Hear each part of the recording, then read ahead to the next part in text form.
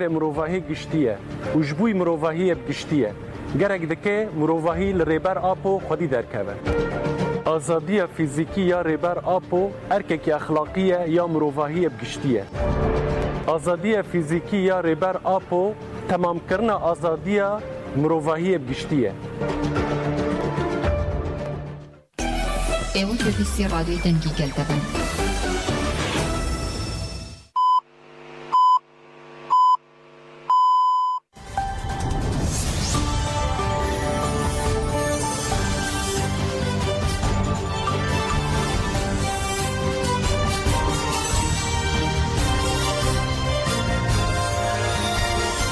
لەرکوێ بیسەرمانن ساڵتانە بێ هەم کاتتان باش بەڕێزان بەرمەتی هاوکارانم هەواڵەکانی ئەمڕۆ شەمە 7 شوباتی 2024 پێشکەشەکەن بیسەرمان بن. لە پەرلەمانێکی ئەوروپا دوێنێ کۆنفرانسێک لەلایەن کۆمیسیۆنی وڵاتیانی تورکیا لە ئەوروپا بە ناونیشانی زیندانیانی سیاسی لە تورکیا ڕێگەی ئازادی و ئاشتی بەروکێ ئەنجامدرا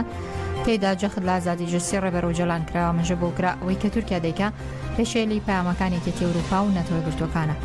لە پەرلەمانێکی ئەوروپا لە کۆنفرانسێکدا جەخت هاوکات لە ئازادی جەستی ڕێبەر عەبدوڵڵاه ئۆجەلان کرایەوانێ. کاری ویسەرهایم سەرۆکی کۆمیسیۆنی هاوڵاتیانی تورکیا لە ئەوروپا و ئەکادمیستی زانکۆی بەرگەن گوتەی دەستپێکی کۆنفرانسەکەی پێشکەش کرد و دڵێ دەیان کەس لە سیاسەتمەدار ڕۆژنامەوان و چالاکوان بە بیانی و پەیوەندیان لەگەڵ پەکەکەت دەست بەسەر کراون و لە زیندانەکاندا سزادراون. ویسەرهایم تیشکی خستە سەر گۆشەگیری سەر ڕێبەر ئۆجەلان ئاماژەی بۆدا هەوشێوەی ڕەوشی نێلسۆن ماندێلا و تەنانەت مامەڵەکان دژ بە ڕێبەر ئۆجەلان ڕەوشی ماندێلاشی تێپەڕاند و تورکیا بەکارەکانی دژی ئۆجەلان پەیامەکانێکی ئەوروپا و نەتەوەی گرتوەکان پێشێل دەکات. ئەمەژێ بۆش کردووە بە خواتی کوردستانیان و دەستەکانیان بۆ ئازادی ڕێبەر ئۆجەلان کامپی ئازادی کرد و دەڵێ ئۆجەلان ڕۆڵی سەرەکیە لە چارەسەری پرسی کورد پێشتر چەندین جار دووپاتی کردوتەوە و چارەسەری پرسی کوردی دەوێت.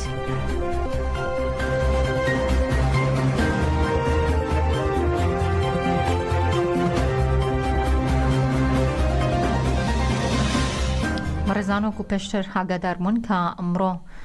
ڕێپێوانی ئازادی بۆ ڕێبەر ئۆجەلان ڕێپێوانێکی بەرفراوان لە کۆڵن بەڕێوە دەچێت ڕاستەخۆ دەچینە کۆڵن لەوێ هاوکارانمان ڕایی هاوڵاتیان ڕۆژنامەوانان و سیاسەتمەداران دەگوێزنەوە کە ئەمڕۆ بەشداری ئەو ڕێپێوانە بوون.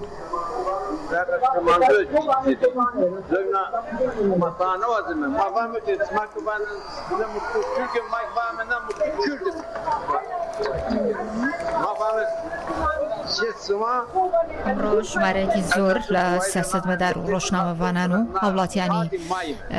ئاسایی و دۆستایانی گەلی کوردیش لە کۆڵنی ئەڵمانیادان داوای ئازادی ڕێپێوان داوای ئازادی بۆ ئۆجەلان دەکەن و هاوکات پلانگەڕی 15 شوبات شەرمەزار دەکەن. ئەم هەڵمەتە ماوەیەکی زۆرە دەستی پێ کردووە نەک تەنیا لە ئەوروپا بەڵکو لە سەرانسەری جیهاندا بەڕێوە دەچێت لە تورکیا باکووری کوردستانیش بە هەمان شێوە بەڕێوە چوو.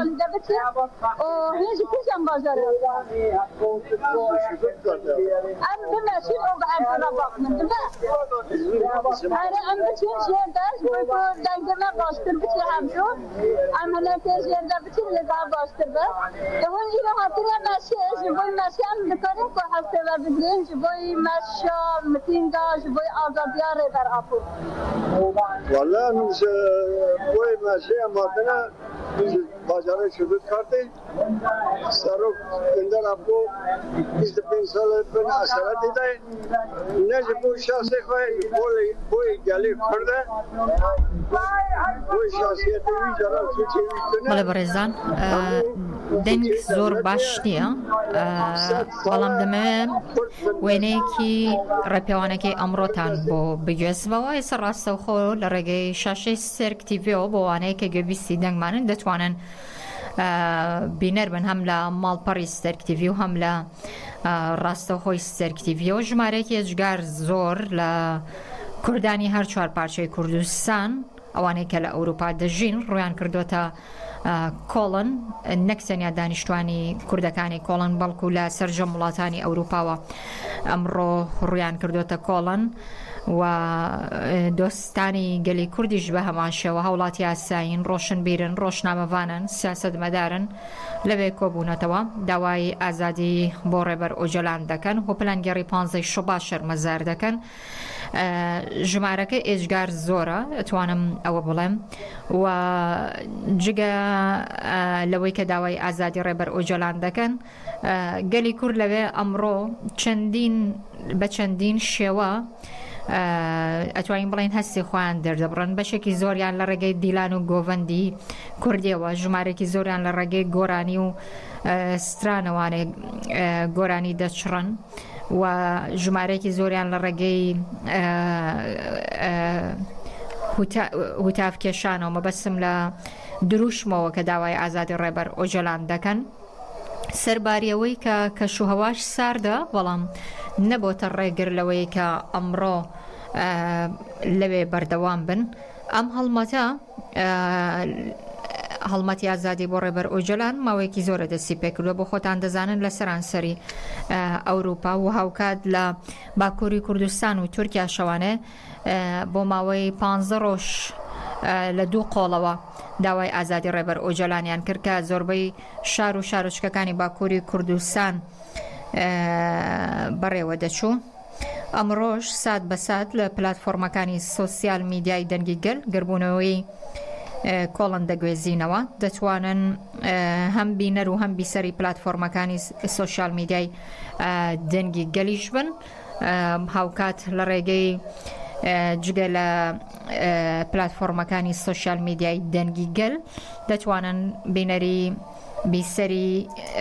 ستێرک تیڤی و پلاتفۆرمەکانی سۆشیال میدیای دەنگی گەل بن جارێکی تر دەچینەوە لای هاوکارانم بزانێکین ڕووباڵی گربوونەوەکەی ئەمڕۆی کۆڵنمان بۆ دەکەن gelek ciwan hene, gelek ciwan hatine beşkar bûne. Tivê atmosfera ciwana beşkariya ciwana ya Kurd çawtî. Baş serkatî hatî. Genç başladı.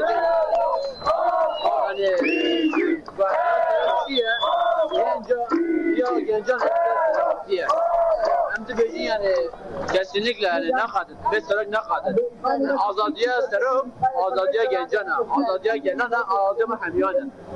Hem gerek tarikıha azad bigin. Serserimiz sen çapan.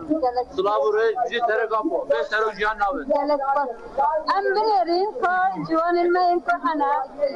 Em civanın ka bilerin ka jmara silvejin jber kuma desteki dajikon. Ta atmosfera ke gelek zede. Merhaba jara. Tamam. Bişnaba jber ku civanın dişi gelek hana. Em bilerin ku civan ve jmara silvejin. Jkoçi hafte vana ramanın wan yer ku hana. Em merhaba jara. Yujku hatina. لا كنت أحس جوانا بدي بلا هنجي جوان. إيران دار كونه أتينا بدارش بوي أزادي ريبر أبو تفاضل راحة جوان فيها نافع. بجنا خال بر سروق خال طويلا ومبجنا خال بر شهيد كل كردستان طويلا أم إيرو هاتن بيده كي جيانا ما بسروق منا 25 سال دولة بدنيا كشتت مرابو سروق مخزن عقلي وشكرا سروق ما حتى فتح كردستان كبير وأنا دستقبل جيانا ما أسباب شهيدة دليلا ومن بسروق قدم ومن سروق حبسه بردن ومبخنا شهيد قدمه وبيجي كردستان بيجي يفكي بيجي يفجي بيجي قريلا وبيجيان سروق نابه وبيجي سروق ابو وبيجي سروق ابو فسلك ابو أزلك فاصل شوفي بقى بله ام ديساس در مرحبا جوارا تيجي كوهاتنا الزهيرني ساتجاوي من الزهيرني كردستان ساتجاوي من بله أبا بمحانة قال كرد آماده كاريا بمش ومتنجد که روشاوای کردستان قالت متنجد کوش بوی مشن جبوی آزادی ریبر آفو خاطر شکرن به در پردالته لبله به در کردستان ایرو به 100,000 برکم دبن تو جبوی به چه دویجه حتی تا امریکارم بکره Boşbaşı Kürdistanları, Boşbaşı Kesi, Balat Paris, Peki Hana, Müsefyani, Peki Bilevaliye Dikhiz, Boverojiz, Boşbaşı ئەو دەنگانەی کە گوێتان لێتی دەنگی ڕاستەوخۆن کێسا بەڕێوە دەچێت وەک دەزانن کە ماوەی 35 مانگە هیچ زانیارێک لە ئیمڕالیەوە نییە ئەگەرچی کە هەفتانە چەندین جار پارێزەرەکانی داوای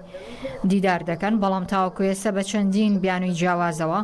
وەڵام نادرێتەوە مافی دیدار لەگەڵ پارێزەران و خانەوادی ڕێبەرە و جەلان و سێ زیندانیەکەی دیکە بە بیانووی سزای دیسپلین ڕێگری لێ دەکرێت دەمەوێت بڵام کە لە نێوان ساڵانی 2021 تاوەکو 2023 لە هەر سێ مانگێکدا لایەنی کەم 5 سزای دیسپلین بەسەر ڕێبەرە و جەلان و زیندانیەکانی دیکە سەپێنراوە چاوپێکەوتنیان ڕێگری لێکراوە سەرڕایم و سەردان و تانەکان هۆکاری سزای دیسپلینەکان ژمارەی دۆسیەکان لەگەڵ پارێزەرەکاندا باس ناکرێت. دیوارە گوڕاکێتی تەنێ مایی سێ سال 4 سال ناوین ماڵباتاوی ئەبقاتەوی ئەگاهی کێشیێ بگرن ئەبیا شەرمەزار بکرد چ قانونا دەوڵەتا دروستا چێ نەبووی ئەمجی پشتگیری ئاواڵا بکرد ئەچی ئاواڵی سەربیانێ چارمیلێ ئەوروپای مەشینکێک بۆنیانە ئەمە سلااف ڕێز بکەن سەرکەفتنی دا و دۆزا فەرق خوازن ئازادیش بۆ سەرۆک هاتۆ ئاشتیش بۆ کوردستانی هەردووشی کورد و کوردستان تو جوانێکی ئەو لە بێداری گەلێکی جوان هاتیە ئەم ساری دەبێت بخێر هاتیە عشمله هنی اوسه ولات من جزیره بوتان سرا جزیره بوتان ایرو تو هاتی ام دخوازیم کو حتی تا جبوی ایرو بگیریم ایرو اگه سالم روزو انگل پروفاشی که ایرو جبو حالا تعلق آپو جبو گلی کرد ام ملاجی دبیجن دجمن بابو کلا نبض دستلاوا گلی پرده خواهد خونی خواهد بشتی خواهد ملوده گلی پرده کنه همیز وقتیم بده گوهن هست یعنی ایرو جبو من روزی گلی خواهشه مباره است در روزی کلی نبینه هک چه باوجی دیسا سال سر آپو بانجی نوروز دلوقتی داره کوالی رو جبو گلی کرد از چه بیجن چه یعنی تشت گلی خواهشی که این دلم دست نکو همیشه که برجین نهره از دخوازیم دیگه پل بگم جبوی پر بر آپو آزاد بده ایدی بین سالات دیگه دایا بین تجربه که گران دایا دویست کو جوان رو لکی چا بلیدم خیلی سبجیم کرده من گفت 25 ساله بر آپو دیگه دایا و بین تجربه که گران دایا دویست کو جوان رو لکی چا بلیدم چه بکره سرمله جوانا دو سرمله جوانا يعني كم حمي بيشتا هفدو بگیره شهيده ما هرو اونجي هنعطي اونجي هنعيب جل شدن طبعا اقل شهيده ما زي شدن شهيده ما كنا اونو كابنارده تجاج اونو كابنارده تاكا كابي تجاج كنا ماتكاس اونو نارده همه هرن يعني که سامه یک روک هرن همه الا دا gerek روزگه مازن البته روزگه مازنه همه کردستان خواهشه که همه برا خو همه بگه حدی دلم دا gerek işte مازن این اصلی تو برشینه بده çünkü دم از برشینه işte ne خواهشه به yani از بجاینا اینه او تشتاکو دل و دا ایران دمشیه دا هنه بین سازمان نوسا بله نو هر ویژه کردستان جمنم باو کالا تجربه می‌کنم هم کرد اگه همه ببینه یک همه هر یک بیای اگر هم نبینه یه مشهر بکنه یه مخونه مبرجنه جای کاملا همیشه گولی بی خوش فاهم برای نهوا جلک پاس هرابی رجاوا خوش جلک پاس بله ام دیسا برای خبردین جوانا که جوانین مرچی بیجن مرحبا جوارا بیش جوی هاتن همیشه جمله درست هاتن سرسرا ناوه و بخیر ناوه من عبد القهار شریک ها از بیزم امو برای خبردین جربه کو جوان پر زیدنه امو بسکنین جوان به درجه گلک زیده بله بەڕێزان هاوکات لەگەڵ بەڕێوەچوونی 25 ساڵەی کۆمەڵکوژی پلانگەڕینی و دەوڵەتی کە لە کۆڵنێستە شەرمەزار دەکرێت و هاوکات داوای ئازادی جەسی ڕێبەر ئەو جەلان دەکرێت لە چوارچێوە هەڵمەتە کە دەستی پێ کردووە ڕاستەخۆ لە سلێمانیشەوە عادل عوسمان نووسەر و چالاکبانی سیاسی لەسەر هێڵی تەلەفۆن لەگەڵمانە. کاک عادل سڵاوت لەبێ، ئەم کاتت باش، زۆر سوپاس بەوەی کە میوانی ڕادیۆی دەنگی گەلی. سڵاو بۆ ئێوە، دەستی ئێوەش خۆش بێت. زۆر سپاس. کاک عادل دەمەوێت سەرەتا بۆ چوونی جەنابەت بزانم لەبارەی ئەو هەڵمەتەی کە دەستی پێکردووە بۆ ئازادی جەستەی ڕێبەر ئۆجەلان. هەڵمەتەکە چۆن هەڵدەسەنگێنی؟ بۆ خۆ دەزانی کە هەڵمەتێکی گشتگیرە لە سەرانسەری ئەوروپاوە دەستی پێکردووە. دەستان خۆش بێ. سڵاو بۆ ئێوە، بۆ گوێگرانیش. ڕاستەکەی هەڵمەتی ئازادی جەستەیی بۆ بەڕێز ئۆجەلان و چارەسەری پرسی سیاسی بۆ گەلی کورد ینی 25 ساڵە دەستی پێکردو. لە یەکەمین قۆناغی دەرکردنی ڕێبەر ئاپۆ لە سووریا و لە دەستگیرکردنی لە 15 شوباتەوە دەستی پێکردووە. بەڵام هەڵمەتەکە ئاستی هێندە فراوانی گەورەی نەگرتوۆتە خۆی وەک ئەم ساڵ. لەبەرەوەی ئەم ساڵ بڕیارەکە ئاواهیانەیە کە ئازادی جەستەیی ڕێبەر ئاپۆ هەبێ بە سەرکەوتن بگات. بۆیە پرسی ڕێبەر ئاپۆ، پرسی نەتەوەی کورد و چارەسەرکردنی دۆزەکەی لێک گرێدراوە وەکو دوو دیوی سکەیەکن دراوێکن. بۆیە ناکرێن نە لە یەک جیابکرێنەوە نەلاوە. هەڵمەتەکەش ئەم ساڵ جیهانگیر بووە، ینی فراوان بۆ لە ناوەندەکانی بەڕێوەبەری بڕیاردەری ناتۆ ئەوروپایە کاریگەری خۆی دروست کردووە. بۆیە ئەو هەڵمەتە بەردەوامی هەبووە و کاریگەریەکانیشی ئەم ساڵە بینین بە بەرچاومانەوە کە چەنە قورس و گرانە و لە ئەمڕۆ لە کۆڵن ئەبینین جەماوەرێکی زۆری فرا لە گەلی کورد و لە دۆستانی کورد و لە تێکۆشەرانی ئەنتەرناسیۆنالیست و لە سیاسیانی ئازادی خواز و لە پەرلەمانتار و ئەوانش بەشداری تیاکەن. بۆیە ئەمە هەڵمەتێکە یعنی شایانی واتا پێدانە و بەردەوامیشی ئەگاتە ئەوەی کە ئاستی چارەسەرکردنی دۆزی نەتەوەی کورد و ئازادی جەستەی بەڕێز ئۆجەلان بەسەرکەوتن بگەێنێ. بۆیە پێویستە هەر تاکێکی کورد بەشداری تێگەدا بکات، هەر کەسێکی ئازادی خواست دە و دنیا پێویستە بەشداری تێدا بکات و بە پرسی خۆی بزانێت و وەچە لە ناوەندەکانی بڕیاری جینۆسایدکردنی گەلی کوردەوە جارێکی کە پرسی دیموکراتیزەکردن و وەک بەڕێز ئۆجەلانەڵێن لۆزانێکی نوێ کە جاران کوردی تیانە بوو ئێستا کوردیشی تیا ببێ پێناسە بکرێتەوە ناسنامەی کوردیشی تیا بناسرێتەوە. باش کاک عادل، پێم خۆشە وەڵامی پرسیارێک بدەیتەوە بۆی زۆر ڕوون بێ، بەتایبەتی بۆ خەڵکی باشووری کوردستان پێچەیە مۆدلێکی نوێ بێ ئەمە لە جۆری چالاکی جۆری ئەم هەڵمەتە. لەبەرەوەی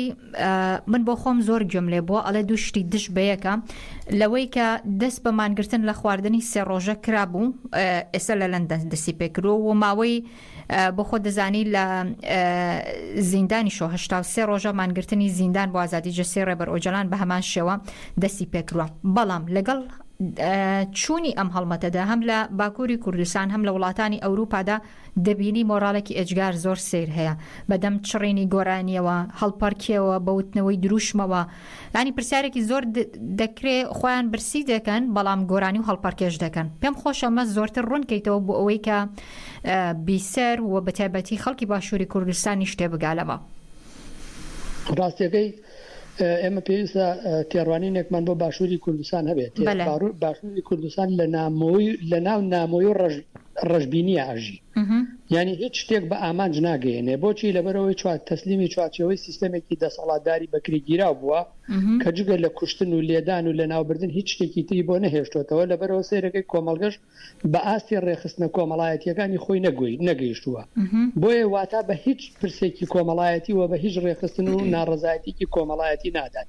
بەڵام لە تێکۆشانی ئازادی گەلی کوردوە لە ناو گەلی تێکۆشەری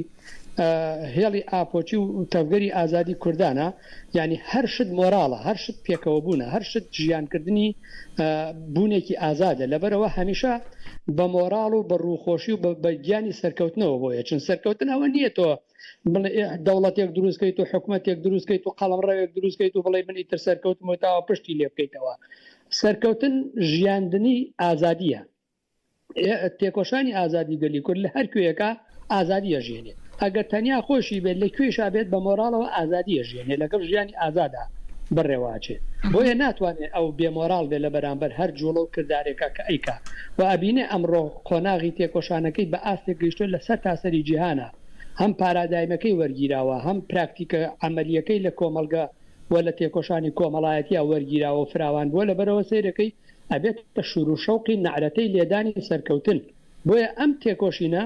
بەرهەمێکی لە تاکیشا دروست کردووە کە هەمیشە شور و شەوق و سەرکەوتنی پێبەخشێ بەڵام باشووری کوردستان وێرانە لە ناو بەڕێوەبردننی سیاسەتێکی داگیرکاری قۆڕەکاری کوژەرە ئیشا ئەبێ بچیت بۆ پاڵەوانەکان بپارڕیتەوە پێیان بڵێ چین بۆکەن بۆم بکەن لە جیاتیەوەی خۆی بکردێ بۆیە ئەم حرەکەتی ئازادیە خۆی بگەری گۆڕەپانەکان و تێکۆشانەکانە لە دەرەوەی تێکۆشانەکان نییە بۆیە هەمیشە نەعرەتەی سەرکەوتنەکان لە لای خۆیەتی لە لای کەسێکی کە نییە پێی ببەخشێ بۆیە هەڵمەتی ئازادی بەڕێز ئۆجلان هەڵمەتێکی هێند گەورە فراوان بووە کابێ بە سەرکەوتن بگات بۆیە ئاڵێن ئەم ساڵی 2024 ئەبێ ساڵی فینال بێ ساڵی چارەسەرکردنی دۆزی کورد و ئازادی جستەیی بەڕێز ئۆجلان بێ لەبەرەوەی هێزی گەلی کورد هەمووی هاتوۆتە پاڵیەک و تێکۆشەرانی ئازادی جیهانیش بوونەتە بڕیاردە لێ بۆیە ئەبینین ئێمە لە ناوەندەکانی بڕیاری مۆدرنیتەی سەرمایه‌داری ئەو سیستەمەی کە داگیرکاری بەسەر کوردستانە سەپاندو ئێستا گفتوگۆیەکرێ گفتوگۆی ڕەوشی بەڕێز ئۆجلانەکرێ گفتوگۆی ڕەوشی تێکۆشانی گەلی کورد دەکرێ لە باشووری کوردستانە ئەمە نابینرێ گیرۆ دەکراوە بە بزوتنەوەیکی مامۆستایانەوە کە هەموو ڕۆژێک لێدرێ گیرۆ دەکراوە بە موچەوە گیرۆ دەکراوە بە گەورە نیشاندانی ئەردۆغان و ئەوەوە گیرۆ دەکراوە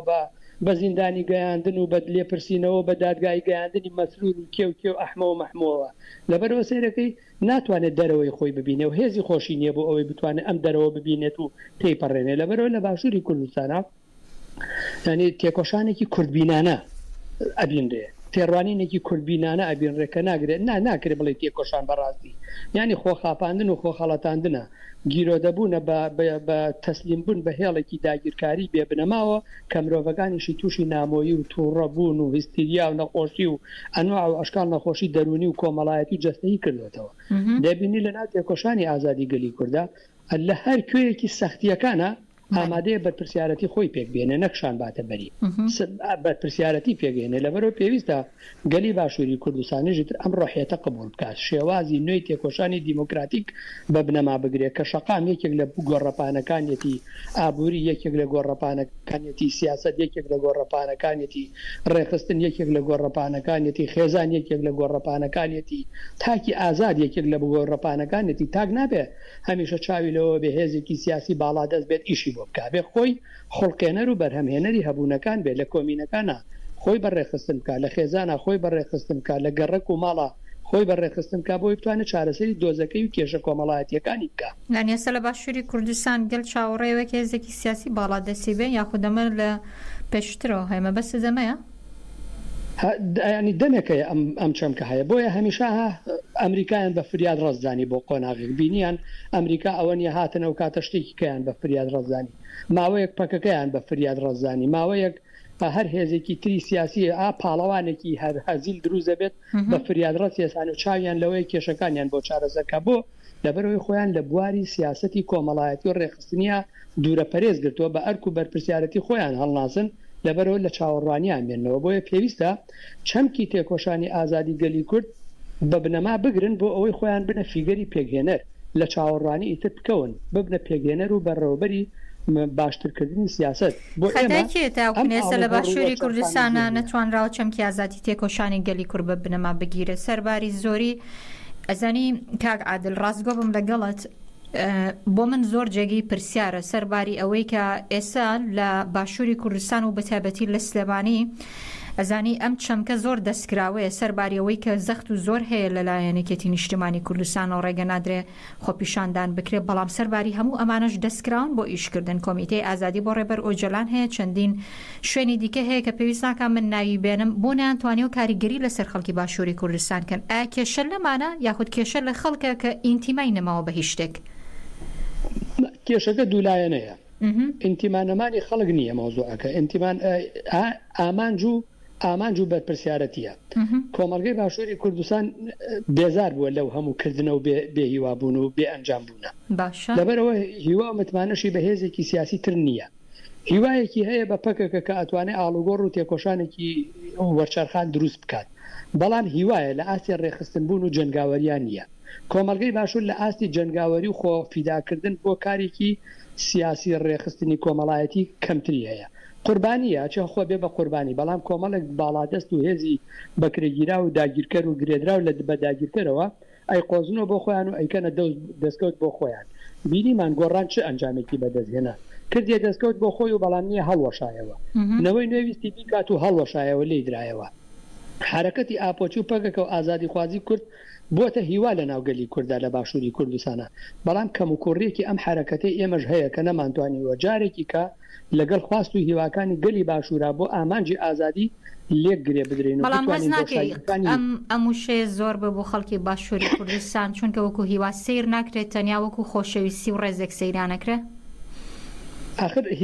هیوا چییە ینی هیوا لە ئاستی ڕێز و خۆشەویستی ئەبینرێتەوە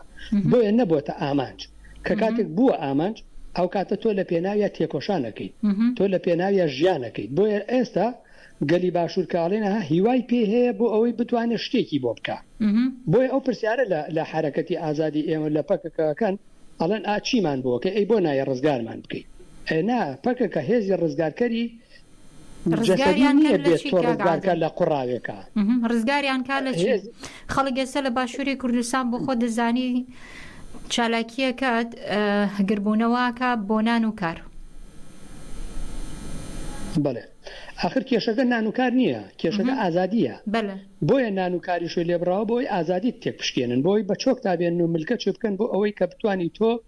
چەمکی ئازادی لە لای تۆ گەشە نەکات وە ملکەش بیت و هەمیسە هێژێکی دەستەمەوت نامۆ بیت بخۆت بۆیە ئەمە کێشەکەیە جاکە چاوەڕێەکەن لەوەی کە پەکەکە بێت ڕزگاریانکە ئەلەم قەیرانانە و لەم خراپکاریانە بۆ ئەوەی ئەمان لە ئیسراحەتا بتوانن بە کەماڵی ژیان بژین ئەمە بە تێکۆشانەکرێ ئەمە بەڕەنجەکرێ پەکەکە بەڕەنج و بە تێکۆشان گەیشتۆتە ئەو ئازدا ئێمە ئابینین لە زیندانەکانە بە قیمەتی سووتاندنی گیانی هەواڵانیان گەیشتونەتە ڕۆژێکی لەوشە گەلی کورد بە ئامان بە قیمەتی بەرخۆدان و تێکۆشان و قوربانی و کۆمەڵکوژی گەیشتۆتە تێکۆشان و خەبات ئەو شتەشی ئەگەر ڕەنجی بۆ نەدەی ناتوانانی سەرکەوت و بیتیایە لەبەرەوە بەرهەمی ڕەنج بۆ خۆی گرنگترین شتەکە هەر کۆمەلگە و هەر پێکهاتەوە هەر ڕێخستنێک بەڕێوەی ببات و بیکات لە بۆیە گەلی باشووریش پێویستە جارێکی کە بە خۆداچوونەوە بکە بۆ ئەوەی بتوانێت جارێکی کە بێتەوە سەر گۆڕەپانی ژیانێکی ئازاد و تێکۆشانێکی ئازاد و ببێتە فیگەرێکی چالاک و بەرهەمهێن جیاوازیەکان ببینێ هێزی هێڵی داگیرکاری ببینێ نان و ئازادیش پێناسە بکاتەوە نان و خورد و خۆراک چونکە نان و خورد و خۆراک بۆیە ئێمە لێمانەگیرێ موچە ئێمە بۆیە لێمانەگیرێ لەلایەکەوە دەرخواردی ماشینی جەنگی دوژمنانی داگیرکەری ئێمە ئەبێتەوە بۆ هێرشکردنە سەر خۆمان لەلایەکەوە بۆ ئەوەی ئێمە برسیمان کەن و بە چۆکمان هەبێن و تەسلیمان بکەن بۆیە پێویستە ئێمە چەمکە ئازادەکان قوڵەکان ئامانجە فراوانە گەورەکانمان لە بەرچاوە بێ بۆەوەی بتوانین لە بەرامبەر یا فری و نەخۆین بۆ بەسەرکەوتن و بە ئامانجی تێکۆشانێکی واتادار بکەین بۆیە ئەمەی کە لێرە لە باشووری کوردستان هەیە واتایەکی گرنگی هەیە کەم نییە بۆچی لەبەرەوەی و باشووری کوردستان گۆڕەپان و ناوەندێکی شەڕێکی جیهانی زۆر فراوانە کە هەر کەس هەر هێزێک هێرشی تیا ئەکاتە سەر کۆمەلگا پێویستە کۆمەلگەش بە ئاستی هۆشیارێکی ئاواقۆڵی ئامانجدار تێبگا لە شەڕەکەی لەبەرەوە فرقەی نەبێت دار و دەستەی نەبێ پارچەگەر نەبێ هەرێمچی نەبێ ئەم هەرێمچێتی و ئەم سیاسەتە کلاسیکەی کوردایەتی هێز و توانای لە کۆمەلگەی باشوور بڕیوە بۆ ئەوەی بتوانێت ببێتە بەشێک لە حرەکەتی ئازادی گەلی کورد و بتوانێت لە بەرامبەر داگیرکاری و مۆدرنیتی سەرمایه‌داریە شەڕێکی بەواتا بەڕێوە ببا کە ئامانجتیایە سەرکەوتن بێ و ئامانجتیایە گۆڕەپانی باشوور ببێتە هاوکار و پێکەوەبوون لەگەڵ بە بەش و پارچەکانی ترە نەک ببێتە ئەو بارە قورسەی کە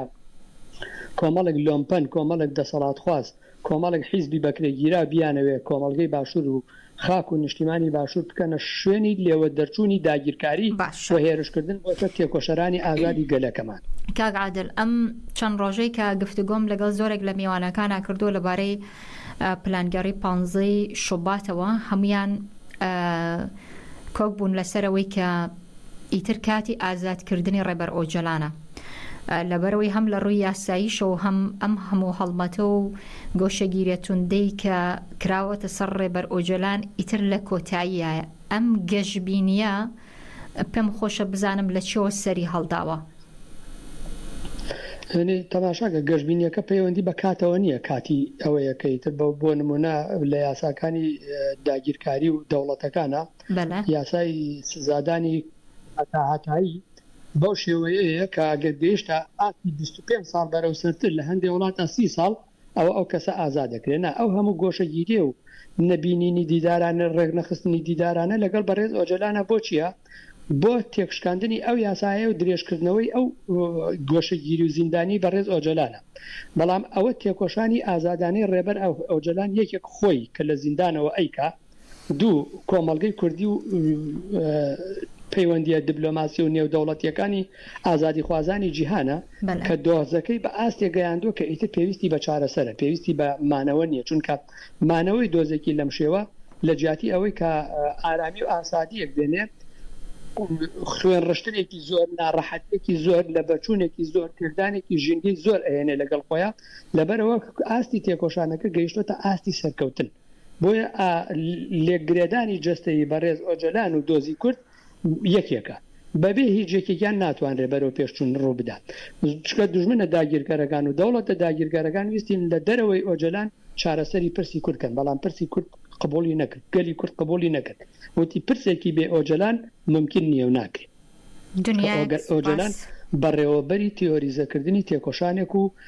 حرەکەتێکی نەتەوەیی گەلی کووردە ناکرێت نادی دەبگیرە و پاڵی پێوە بردێتە دەرەوەی هاوکێشەکان لەبەرەوە گەلی کوردیش خاوەنداری لە ڕێبەرەکەی خۆی کرد و لە تێکۆشانە وتی چارەسەر لە ئیمراڵیە لە هیچ شوێنێکی تر نییە بۆیە ئەمە بۆتە پرسێکی گرنگ کە گەل و ڕێبەرەکەی کۆمەڵگە و ڕێبەرەکەی لە یەک گرێدراوە و ناتوانرێت لە یەک جا بکرێتەوە بۆیە پرسی ئازادی بەڕێز ئۆجەلان پەیوەندی ڕاستەخۆی بە پرسی چارەسەرکردنی دۆزی کوردەوەیە هەر کاتێک نەرماییەک لە بەرامبەر ئیمراڵی و بەڕێز ئۆجەلانە دروست بوو ئەوە بزانن نەرمایی لە بەرامبەر کێشەی کووردا دروست بووە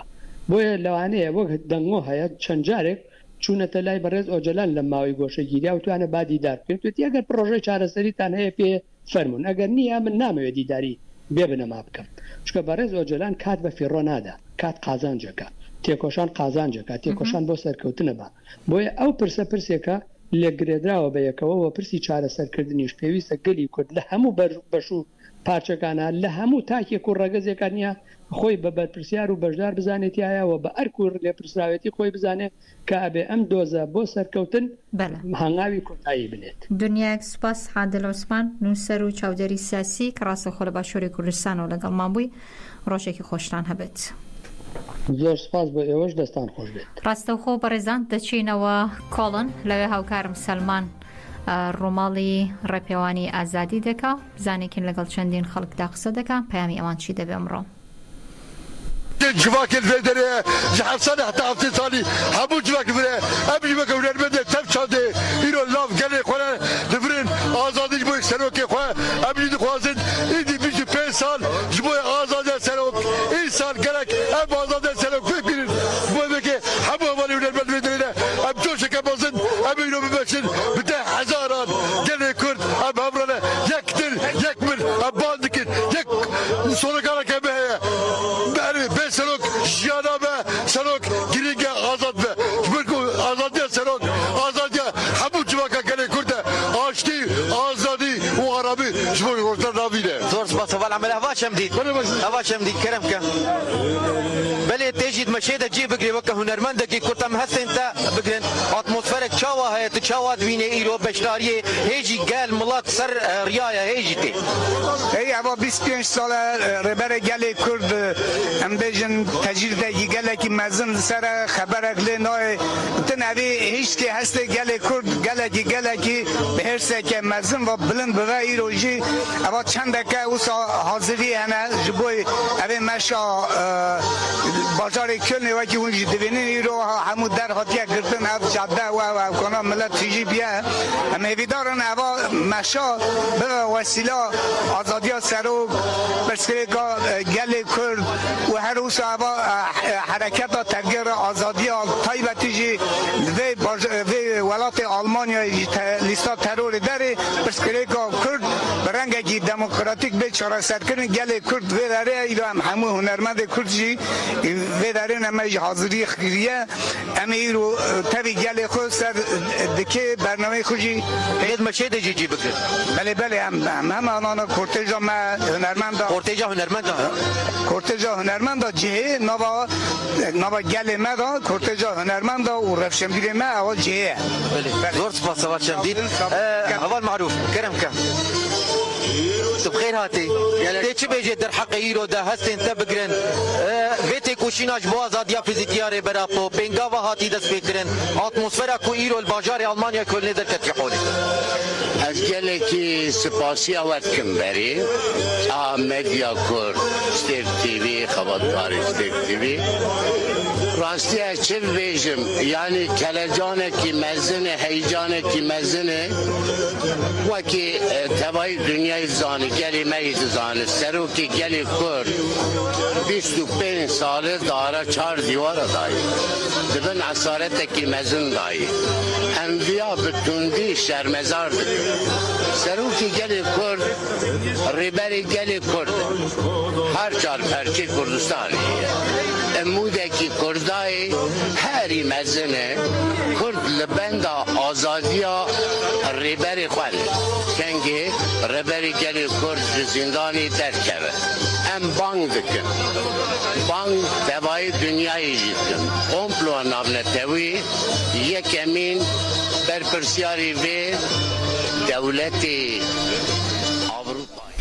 بەڵێ بەڕێزان لەگەڵتان بەردەوام دەبین ئەمڕۆ هاوکاتە لەگەڵ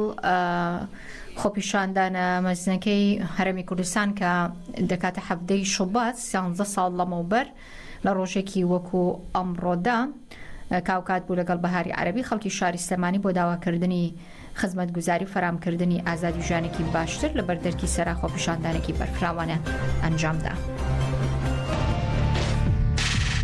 ئەمڕۆ ساڕۆژی هەفتەی شوباتە یادی خۆپیشاندانەکەی هەرێمی کوردستان دوای 13 ساڵ تێپەڕبوون بەسەرەوە ڕووداوانە هێشتا خواستەکانی خەڵک وەک خۆی ماون و هێشتا برینەکانی ئەو کات کە بەڕژانی خوێنی ڕێژوانی تەمەن 15 ساڵ لە بەردەم لە قیچواری پارتی دەستی پێکرد و بە سزادان و حکمدانی ڕۆژنامەوانان درێژەی پێدرا 13 ساڵ لەمەوبەر ڕێکەوت لەگەڵ ڕۆژێکی وەکو ئەمڕۆ کاوکات بوو لەگەڵ بەهاری عەرەبی خەڵکی شاری سلێمانی بۆ داواکردنی خزمەتگوزاریەکان و فەرامکردنی ئازادی و ژیانێکی باشتر لە بەردەرکی سەرا خۆپیشاندانێکی بەرفراوانیان ئەنجامدا کە دواتر لە شار و شارۆچکەکانی دیکە درێژەی پێدرا و ماوەی زیاتر لە 6 ڕۆژ بەردەوام بوو چەندین شەهید و برینداری لەکەوتەوە خۆپیشاندانەکە لە کاتێکدا گرژی تێکە و کاتێک خۆپیشاندەرانی شاری سلێمانی لە ئێوارەی هەفتەی شوباتی 2011 بەرەو شەقامی سالم بەڕێکەوتن لە کاتی تێپەڕبوونیان بە بەردەم بارگای لە قیچواری پارتی دموکراتی کوردستان پاسەوانانی بارەگاکەی پارتی بەچەکەوە لە سەربانی بارەگاکانەوە تەقی ڕاستەوخوایان لە خۆپیشاندەران کردو بەهۆی و گەنجێکی تەمەن 15 ساڵ بە ناوی ڕێژوان عەلی شەهید بوو چەند کەسێکی دیکەش بریندار بوون کێشتا برینی جەستەی بەشێکیان هاوشێوی خواستەکانیان ساڕێژ نەبووە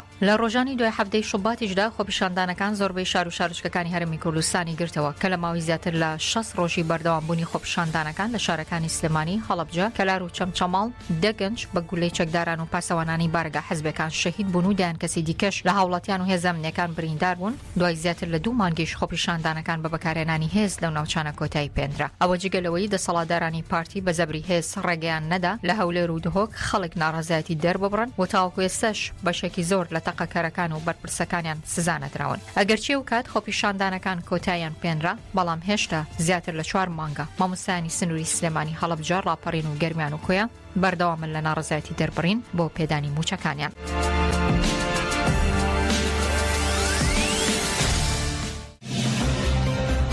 بەڕێزان ئێمە ڕووماڵی خۆمان کۆتایی پێێنین بەڵام ڕاستە و خۆ